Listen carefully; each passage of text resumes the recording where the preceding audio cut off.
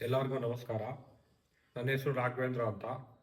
ನಮ್ಮ ಚಾನಲ್ 003 ಪ್ರೆಡಿಕ್ಷನ್ಸ್ಗೆ ಎಲ್ಲರಿಗೂ ಸ್ವಾಗತ. ಇವತ್ತಿನ ದಿನ ನಾನು ನಿಮಗೆ ಹೇಳೋವಂಥ ಒಂದು ಟಾಪಿಕ್ಕು ಏನು ಅಂದರೆ ನಮಸ್ಕಾರ.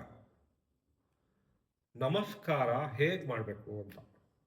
ಇವತ್ತಿನ ದಿನ ನಾನು ಸುಮಾರು ಜನ ನೋಡ್ತೀನಿ, ಎಲ್ಲಿ ದೇವಸ್ಥಾನಗಳ ಹತ್ರ, ರೋಡಲ್ಲಿ, ಮತ್ತು ನಡ್ಕೊಂಡು ಹೋಗ್ಬೇಕಾದ್ರೆ, ಮನೇಲಿದ್ದಾಗ, ಮನೇಲಿ ಪೂಜೆ ನಡೀತಾ ಇರಬೇಕಾದ್ರೆ, ಇಲ್ಲ ಬೇರೆಯವ್ರ ಮನೆಗೆ ಹೋದಾಗ ನೀವು ಪೂಜೆ ನೋಡ್ತಾ ಇರ್ಬೇಕಾದ್ರೆ ಎಲ್ಲ ನಾವೆಲ್ಲ ಹೇಗೆ ಮಾಡ್ತೀವಿ ನಮಸ್ಕಾರ? ಹಿಂಗೆ ಏನಿದು ಏನಿದು ಏನು ಹಿಂಗೆ ಮಾಡಿದ್ರೆ ಏನು ಅರ್ಥ ಅದು? ಆಮೇಲೆ ಒಂದೇ ಕೈಯಲ್ಲಿ ಹಿಂಗೆ ಅನ್ನೋದು, ದೇವ್ರ ಹತ್ರ ಹೋಗಿ ಹಿಂಗೆ ಅನ್ನೋದು, ಅದು ಮಹಾಪಾಪ. ಅದು ತಿಳ್ಕೊಳ್ಳಿ, ದಯವಿಟ್ಟು ಅರ್ಥ ಮಾಡ್ಕೊಳ್ಳಿ. ನಮಸ್ಕಾರ ಅಂದ್ರೆ ಒಂದೇ ಕೈಯಲ್ಲಿ ಮಾಡಬಾರ್ದು. ಇದೇನಿದು ಮುತ್ಕೊಡೋದು? ಇದು ದೇವ್ರಿಗೆ ಹಿಂಗ ಮಾಡೋದು? ಎಷ್ಟು ಅವಮಾನ ಮಾಡ್ತಾ ಇದ್ದೀರ ಎಲ್ಲರೂ. ಅದು ಮಾಡಂಗೆ ಇಲ್ಲ ಹತ್ರ. ನಮಸ್ಕಾರ ಅಂದ್ರೆ ಏನು? ಈ ಎರಡೂ ಕೈಗಳು ಒಟ್ಟಿಗೆ ಕೂಡಬೇಕು. ಅಂದ್ರೆ ಈ ಎರಡು ಕೈಗಿನ ರೇಖೆಗಳು ಕೂಡಬೇಕು ಅಂತ. ಕೂಡಿದಾಗ ಎರಡೂ ಕೈಯಿನ ರೇಖೆಗಳು ಗಟ್ಟಿ ಆಗ್ತವೆ ಅಂತ. ಅಂದ್ರೆ ಗಟ್ಟಿ ಆಗ್ತವೆ. ಮತ್ತೆ ಈ ನಮಸ್ಕಾರ ಮಾಡೋಕ್ಕಿಂತ ಮುಂಚೆ ಇದನ್ನ ಗಟ್ಟಿಯಾಗಿ ಹಿಂಗಿಟ್ಕೊಂಡು ಎದೆ ಹತ್ರ ನಿಮ್ಮ ಎರಡೂ ಕೈಗಳನ್ನ ಈ ತರ ತಗೊಂಡ್ ಬರ್ಬೇಕು.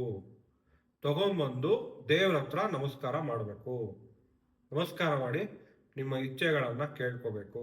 ಇದು ನಮಸ್ಕಾರ ಮಾಡೋ ಪದ್ಧತಿ.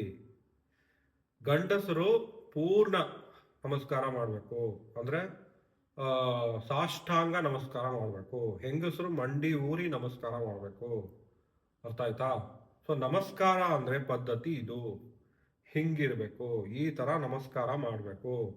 ಹಿಂಗೆ ಅದಕ್ಕೆ ಗಾಡಿ ನಿಲ್ಲಿಸ್ತಾರೆ, ದೇವ್ರ ನೋಡ್ತಾರೆ ಅಂತಾರೆ. ಏನಿದು? ಇದೆಲ್ಲ ಈ ಕ್ರಿಶ್ಚಿಯನ್ಸ್ ಪದ್ಧತಿ. ಅದು ನಮಗೆ ಅದು ಬರೋದಿಲ್ಲ, ಅದು ಸರಿ ಬರೋದಿಲ್ಲ. ಅದು ಹಿಂಗನ್ನೋದು ಒಂದೇ ಕೈಯಲ್ಲಿ ಹಿಂಗನ್ನೋದು. ಒಂದೇ ಕೈಯಲ್ಲಿ ನಮಸ್ಕಾರ ಮಾಡಿದ್ರೆ ದೇವರಿಗೆ ಅವಮಾನ ಮಾಡ್ದಂಗೆ. ದಯವಿಟ್ಟು ಅರ್ಥ ಮಾಡ್ಕೊಳ್ಳಿ.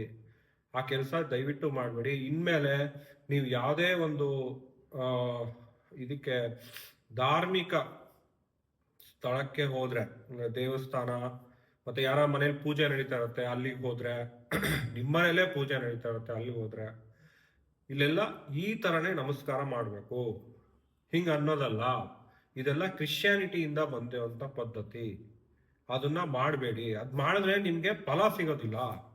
ನಮಸ್ಕಾರ ಮಾಡಿದ್ರೆ ಫಲ ಸಿಗುತ್ತೆ. ಅರ್ಥ ಆಯ್ತಾ? ಒಂದೇ ಕೈಯಲ್ಲಿ ನಮಸ್ಕಾರ ಮಾಡಬೇಡಿ. ದಯವಿಟ್ಟು ಅರ್ಥ ಮಾಡ್ಕೊಳ್ಳಿ. ಇನ್ಮೇಲೆ ಎಲ್ಲರೂ ಮಾಡ್ತೀರಾ ಅಂತ ಅನ್ಕೊಂಡಿದೀನಿ. ನಮಸ್ಕಾರ.